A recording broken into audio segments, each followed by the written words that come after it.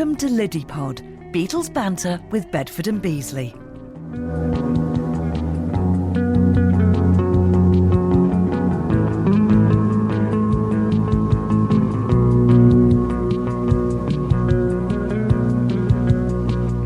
So Dave, here we are for Liddypod. I've lost count. I don't know where we're up to in terms of numbers anymore. Oh yeah, no, it's the one after the last one. That's exactly a good way of putting it, and it's the one before the next one as well. So there we go. We are, just in case you can hear a little bit of Christmas music in the background, we are recording this just before Christmas 2024, about a week to go. But that's irrelevant in the sense of the podcast. So what have you been up to, Dave? What haven't I been up to? So I had a lovely trip with the Quarrymen to Germany, playing Hanover and Cottbus, which is great fun. The people over there are just so nice. Look after us so well. So that was great fun. And then, almost sort of by accident then, default, documentary film that I've been working on for 3 years, No Hamburg, No Beatles. We found out, almost by accident, that it's already live on Amazon in the UK. So it's going to be spreading around the world over the next few months. Wow, that is absolutely fabulous. That is really, really good. So it's on Amazon Prime in the UK at the moment, but it will be in countries around the world very, very shortly. No Hamburg, No Beatles, which is an interesting title. Ooh. I mean, tell us a little bit about the documentary, and then we'll come back to why I've just said it's an interesting title. Yeah, so the concept was, there's never really been a decent documentary about the Beatles' time in Hamburg, and yet it's the most crucial part. That's where they go from being not even an average rock and roll group to suddenly becoming the best rock and roll group anybody had seen. Now, as John Lennon said, we were born in Liverpool, but we grew up in Hamburg. Now, George had said our peak for playing live was at the top 10 in Hamburg in 1961. Now, they'd gone from these average musicians to suddenly becoming the greatest band, and they learned stagecraft. They learned everything to do with performing, sometimes by accident. Obviously getting thrown out of Germany and then having to get back into it and stuff. So it wasn't always easy, but all those hundreds and hundreds of hours that they played on stage in Hamburg is what made the group that becomes worldwide as the Fab Four. That's where it all started. Well, I'm looking forward to watching the documentary. It's on Amazon Prime in the UK at the moment, but other countries to follow. But it leads nicely into a subject that a theme really that we started in the last Liddypod about what if. Because you've got a book, haven't you, about what if? Just explain the concept, if you would, Dave. Yeah, so this is coming out in March next year. It can be launched at the Fest for Beatles Fans over in New Jersey. And it's something that I've been keeping an eye on and writing notes down ever since I was working on Liddypod, which is there are so many moments in Beatles history where things could have ended up very, very differently. And we just look at these different events, and my friend Andrew Phillips and I have put together a list. There's about 70 different ones. And think, okay, what if that hadn't quite worked out in the same way? What would have happened? Would it have been the end of the Beatles? Would it have worked out differently? And so we look at, this is actually what did happen, but this is what potentially could have happened. And of course, it's a speculation from us. And the part of it is to start a debate and just thinking, what could have happened? It could have all been differently, but which are the ones that's the end? Or this would have been different. And that's why with the documentary, we called it No Hamburg, No Beatles. If the Beatles don't do Hamburg, we don't really get the Beatles. And, quite possibly that could have happened because, the thing I've always thought about with Hamburg was that, the bands were going over to Hamburg before the Beatles went. They went the first Liverpool band to go over there. And yet we were only marginally over 10, 12, 15 years since the end of the Second World War. That's one of those big things, and obviously we have to address that. So my role as archive producer was to go and seek out as much archive as possible. Because, of course, apart from the 66 tour, there's no video footage of the Beatles in Hamburg. So we've had to recreate some of that, which is great, using one of the local group, the Beatles Complete, who play at the Cavern regularly, who are brilliant lads. But yeah, it was going through some of the archive of stuff from the Second World War, because, of course, Hamburg got absolutely annihilated in Operation Gomorrah when there's like a firestorm started by this constant bombing. And over a third of the city was wiped out and over 40,000 people were killed. You know, it was a headquarters for a lot of the building of the submarines, the U-boats. And so you had all of that, and then 15 years later, you got these Brits coming over, and yet they were welcomed with open arms. And it's a strange thing, as you're saying, that it's so close to the war. People who were trying to kill each other are suddenly now doing stuff together. And that really does, it sets the story up for, you had the horrors of the Second World War for both of our cities, you know, Liverpool and Hamburg. Yeah, I mean, both very, very badly hit, and such a short space of time between the war ended and that, you know, cultural exchange, in a sense, taking place. But equally, you know, getting back to the what-ifs, I mean, you know, it wasn't a given that the Beatles were going to go because, you know, as I understand it, there were bands out there who, when they heard they were sending the Beatles out, were like, no, don't send the Beatles. It's going to spoil it for everyone. Yeah, and that was Howie Casey, sax player with Derry and the Seniors. They were the first Merseybeat group to go out there, and he'd seen the Silver Beatles at the Larry Parnes audition the first day they were a rock and roll group. So of course they weren't particularly good at all. That was May 60. So of course when Alan Williams says they're going to send the Beatles out there, it's how he famously did say, yeah, don't send them out, they're going to kill it for everybody, because like you said, there was nobody else who could do it. The Beatles were not first choice, they weren't even second choice. But Alan and Lord Woodbine, who were like, had set everything up to do with Hamburg, they were thinking, right, who else can we send out? Roy Storm, the Hurricanes, were there playing the summer season at Butlins. Jerry and the Pacemakers don't want to give up their day jobs. Cass and the Casanovas didn't want to give up their jobs. Who's left? Well, as the two of them were managing the Beatles, thought, okay, we'll send them out there, hoping it would work. But yeah, Howie Casey was not impressed at all. And I mean, because we interviewed Howie, a lovely interview with him a couple of years back, which we've used. He said, obviously, it's the quote that's always associated with him. But to be fair, he'd seen them on that day 3 months earlier, said, and they were just slightly below average. So yeah, it sets up a perfect entry into the what if sort of concept. You know, if the Beatles had not been chosen, decided not to go, whatever, but they'd not done Hamburg, you know, would things have been very different? Would we have had the Beatles as we know them? I think that the massive point for Hamburg is, yeah, in that first trip, they learn how to be a band. By the time they're playing with Sheridan at the Top 10 Club, where they do 92 nights consecutively, you know, anybody who says the Beatles were lucky, no, they worked damn hard. But of course, June 61, they record My Bonnie with Tony Sheridan. That's then released only in Germany.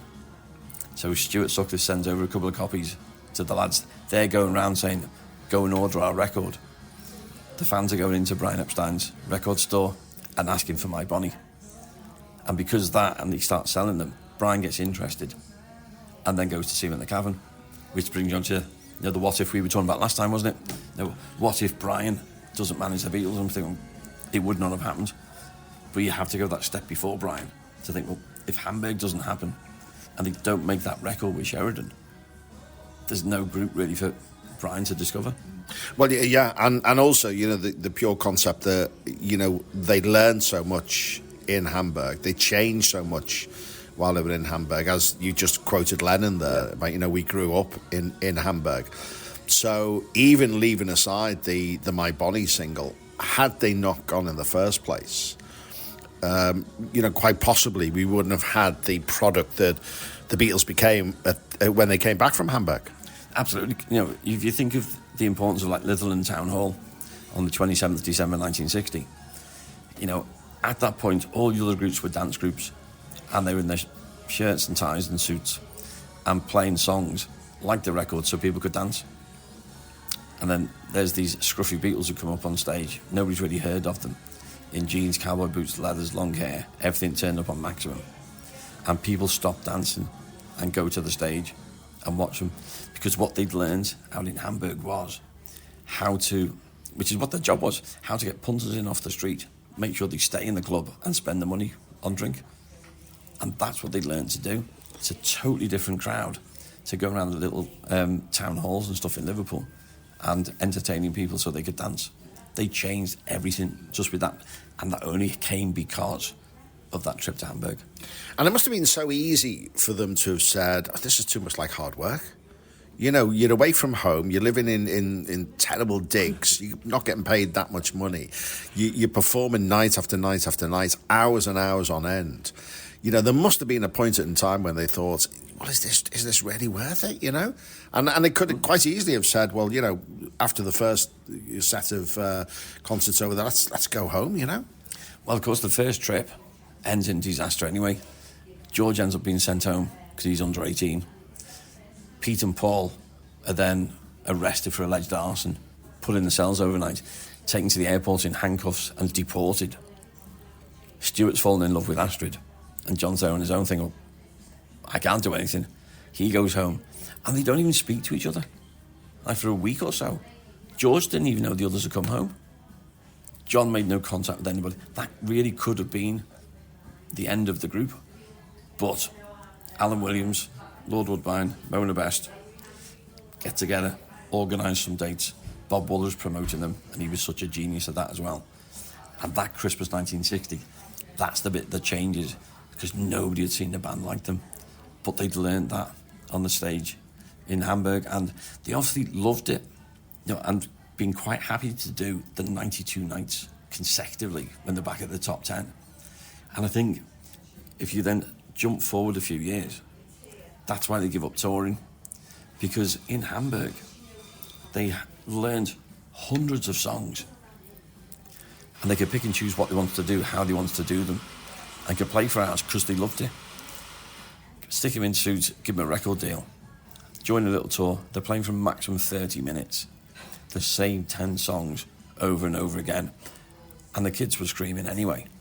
So musically they'd grown so much in Hamburg, and becoming famous in a way stunts their musical development.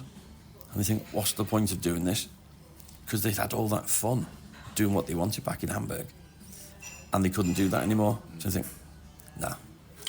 So Hamburg, in a way, especially if we're looking at the what ifs, played, you know, such a big part. There was the element of, well, if they'd not gone in the first place.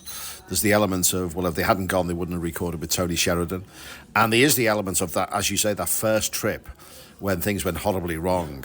And not only did it result in the end of that first trip, but potentially, you know, they could have come back and thought, well, as you said, George didn't even know the others were back. You know, it could have potentially just been the point at which they drifted apart, really. And they almost were, you know, take it from the parents getting involved. No, Paul's dad making Paul go and get a job. George's parents saying, right, you've had a bit of fun, you going off and get a job. Mimi shouting at John, so John stays in bed. So there were so many different things going on at the same time, which really could have spelled the end. But thankfully, they managed to keep them together. And I think doing that Litherland Town Hall, I think they suddenly realised what they were. Because they'd gone and conquered Hamburg, but there's nothing to measure it against, really.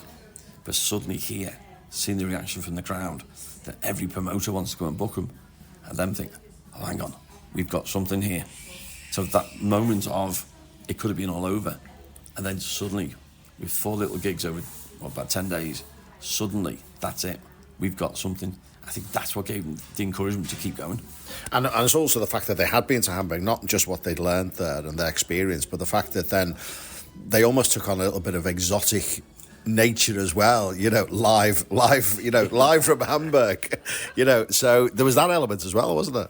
Yeah, because of course when they do that Litherland gig and the builders direct from Hamburg, because nobody in the north of Liverpool had heard of the Beatles, the assumption was they're a German group. I know Paul, I think George also in the interviews had said, the girl said, oh, don't you speak good English? Paul said, no, we're from here, love, we're not. But they just assumed they were German. And of course they look so different as well. So not only did they not know who the Beatles were, but they looked totally different to all the others. So it's a good assumption to think, well, they're obviously not local, but of course they were. Yeah, so loads of what ifs there, and such a key part of the story, really. And I keep, you know, and this is obviously the reason why you did the documentary. No Hamburg, No Beatles is because it is a part of the story that people either don't know about or sort of play down as just like, stepping stone along the way. Well, it was a massive stepping stone along the way to what they ended up doing. And it is a part of the story without which, we probably wouldn't have had the Beatles, or we certainly wouldn't have had them in the form that we know them. Absolutely, and you think that probably Pete Best played more hours live with the Beatles than Ringo ever did. Because, of course, by the time Ringo's joining, they're doing the 30-minute sets. So they add up when you're playing between 6 and 8 hours a night, as a group. Then those hours, they chalk them up and go, wow, that is a hell of a lot. And again, Pete Best part of the What If as well. They developed their sound out there, and part of that was Pete's atom beat, where he could be boom, boom, boom, 4 in the bar, because they had to be loud to get the people in off the streets. And again, nobody played drums like that. It was a totally different sound. And John, again, had always said, if you didn't see the Beatles in the leathers in Liverpool and Hamburg, you never saw the real Beatles. At that point, there was no one anywhere to touch us. Dave, I am tempted to send you off on a mission to find out how many hours Pete Best played live with the Beatles compared to Ringo, but I won't. Thank you. But it's an interesting concept. So No Hamburg, No Beatles. It's on Amazon Prime in the UK. If you're listening from outside the UK, we'll keep you posted as to which platform you'll be able to watch it on in your particular country as and when that happens. You're listening to Liddypod, Beatles banter with Bedford and Beasley. Dave, we're back with Liddypod. We just had our customary breakfast. It is very close to Christmas. You might be listening to this after Christmas, which is absolutely fine. Paul McCartney's playing in the background. Oh, there we go. Paul McCartney's playing in the background. Not live, by the way. Not live, no, yeah. We're not sitting in a concert hall somewhere doing a podcast while he's playing. We're just in our one of our breakfast venues, and a lovely one it is too. Dave, Beatles 64, have you watched it? So I've not seen it yet, but I've been talking to a number of people, particularly in the States, who I know have watched it. I'm looking forward to it. I know a lot of it's going to be based on the Maisels stuff that we've seen before, but it's just always nice to see something else coming out with some unseen footage as well. So you've watched it, haven't you? So tell us, what did you think? I thought it was good. It wasn't earth-shattering. I didn't think it was like revelatory in the sense that there's loads of stuff in there we didn't know or hadn't seen before or things like that, but it is good. It's heartwarming, it's funny, it captures the moment, and it's another side. When you start, it's like this, the Beatles like a big jigsaw, isn't it, really? And you start to put all these pieces in place, and obviously with the Get Back documentaries, which were amazing. It's just another part of it, and I think it's definitely well worth watching. It's been very well done, as you would expect with Martin Scorsese, but it's a really, really good documentary, and it tells yet again, another part of that story. We've been talking in the first part of Liddypod about Hamburg and the days when nobody knew them, and here we are, and these 4 lads from Liverpool are stepping off the plane in New York to the biggest roars you've ever heard in your life. And everybody watching the Ed Sullivan Show and everything else. And it's just, it's another part of that Beatles jigsaw. It is, and such an important one, because I don't think they could ever have envisaged that kind of reception. They'd conquered Hamburg, they'd conquered Liverpool, but the clubs were smallish, but everybody loved them. But suddenly, and I always think the analogy of, they make their debut at the Cavern Club on the 9th of Feb 61. 3 years later, to the day, they're on Ed Sullivan. They've gone from performing to a couple of hundred people to being in front of 73 million in 3 years. I mean, that in itself, you think, that's a hell of a journey. But of course, they started in 56 as the Quarrymen. So by the time they get to the Ed Sullivan, that's 7 years to get there of hard work. So that they earn the way there. But I think nobody's seen anything like them. And it's great because I've met so many first-generation American Beatles fans. And the funniest book on that is Judith Christen's book, A Date with a Beatle, of how she was determined to go and see them and to meet George Harrison. It's hilarious. It's absolutely brilliant book. And that's where it's fun to read what the fans thought back then.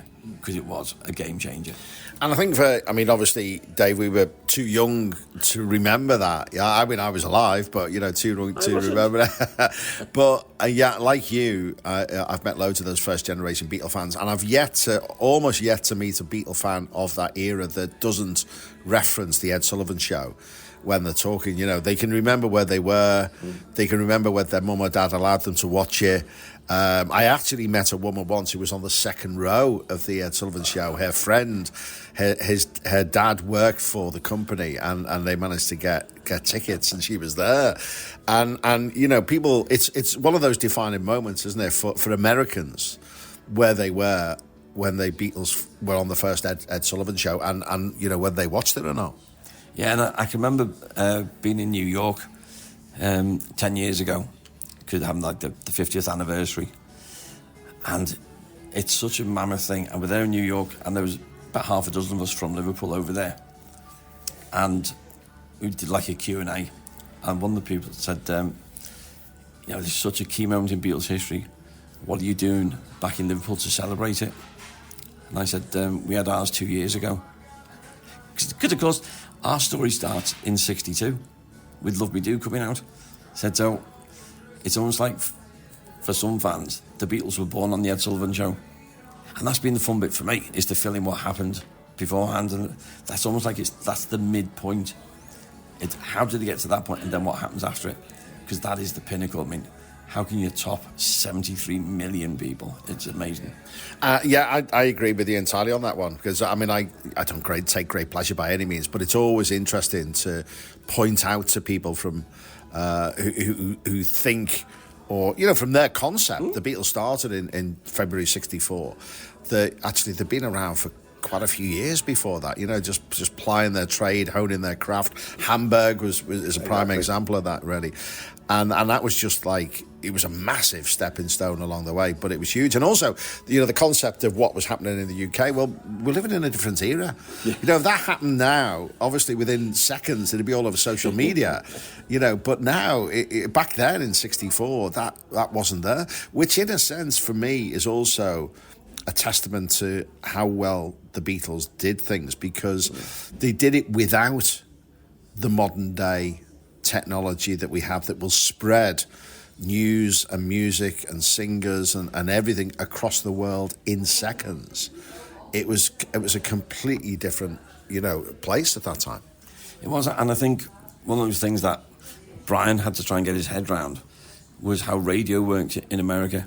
So over here we had the BBC, with a national radio station, that was it. Over there, each city's got at least one radio station. So you saw hundreds of these radio stations all over America. How do you get the word out to all of them? You can't just do it in one way, because they've got different owners, everything like that. So that was a concept to get around. And with Capitol not wanting to promote them until they really get forced into it at Christmas of '63, how do you get the word out? And there hadn't been much. But it all starts with, and this again, another nice what if. What if a girl called Marsha Albert doesn't ask her local DJ to play I Want to Hold Your Hand? She does that.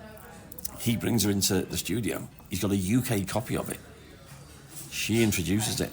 He plays it over and over again. That gets syndicated. Capitol saying, hang on, we've not released that. He said, no, it's a UK version. Capitol Records then get shamed into putting a campaign together. And at the Christmas, they release I Want to Hold Your Hand. And of course, by the time the Beatles arrive, they're at number one. So Marsha Albert, what if? Yeah, exactly. What if? And I wonder if Ed Sullivan ever thought, what if I'd said no to the Beatles? What if I'd said no, it's not going to work? What if, would they have gone on to another programme? I mean, Ed Sullivan was massive, wasn't he? But yeah, there's, quite possibly he could have said, no chance, I'm not taking them. Not at that time. I mean, maybe a little bit later. I mean, obviously they were number one, but, there was still that concept of what, four lads from England coming over here and telling us how to do music, Particularly could have been influenced so much by the American music. But again, it came through a British guy, Peter Pritchard. And he would give recommendations to Ed Sullivan about any British artists. And most British artists who'd gone to America had failed. You had Chas McDevitt doing Freight Train back in 57. But apart from that, no other British artist really had broken America, which is why Capitol didn't want to invest. They thought, what's the point? It always fails. But with various series of events, and one of the big ones, of course, is the Beatles appear on CBS News, 22nd November 63, in the morning. A little feature about Beatlemania. It should have been shown later in the day. But of course, something goes a little bit wrong when JFK gets assassinated. So that segment with the Beatles in doesn't get shown again. And I think a few weeks later, Walter Cronkite says, "Oh, remember that thing? That's a feel-good story. Let's have that." So suddenly that's back on the telly. Then the Jack Parr show shows a little clip of the Beatles performing She Loves You, which they shouldn't have done. So then you've now got Ed Sullivan being told about them, CBS News showing a bit of Beatlemania, the Jack Parr show showing them, and Marshall Albert and other radio stations now playing it. Capitol suddenly realised, bit momentum here, let's do something. So you need all of these little events put together, and you end up with Ed Sullivan Show. Brilliant, absolutely brilliant. It's definitely worth watching. I know you'll watch it very soon. And it was interesting actually because they did say in the documentary about how JFK had just been murdered, had been a nationwide outpouring of grief, and then the Beatles come along and sort of like cheer them up, and they were the right time for the country at that moment. It's like with a lot of things in Beatles history, they were always in the right place at the right time. Where the right place was Liverpool or Hamburg or London or New York, the timing was always absolutely perfect. And it's almost like if you tried to write this down as a work of fiction, nobody would believe it, because there are so many turning points. And you think, that could have been the end. It shouldn't have happened yet. Everything lines up perfectly, just at the right time. And that's why I think the Ed Sullivan Show and that bit of 64 is so important. Because I think it showed them, as a band, wow, we've made it. And really, everything changes. I mean, who'd done a world tour before? Nobody. Brian, like we were saying last time, he was just using instinct. And he was right. He was right to do it. And everything just lines up absolutely perfectly. And this is the turning point in everything, is the Beatles getting there. Brilliant. Thank you very much, Dave. We're going into 2025. Every year you sort of say to yourself, well, will that be it? But it never is. There's always something new. Obviously we've got the movies coming up as well, haven't we? Which we'll talk more about in a future Liddypod. The cast is sort of gradually being unveiled for those movies, Sam Mendes movies. So that'll be really interesting. And when's your book out, the What If book, Dave? When's that coming out? So that's getting launched at the Fest for Beatles Fans at the end of March next year in New Jersey. So looking forward to that as a launch event. Great. Well, let's say Happy Christmas. You may be listening to this after Christmas, but we'll say Happy Christmas anyway. And Dave, I look forward to our very first Liddypod of 2025. What are we going to have for breakfast, though? But Happy Christmas, Happy New Year. Can't believe this year's gone. Wow. You've been listening to Liddypod, Beatles banter with Bedford and Beasley.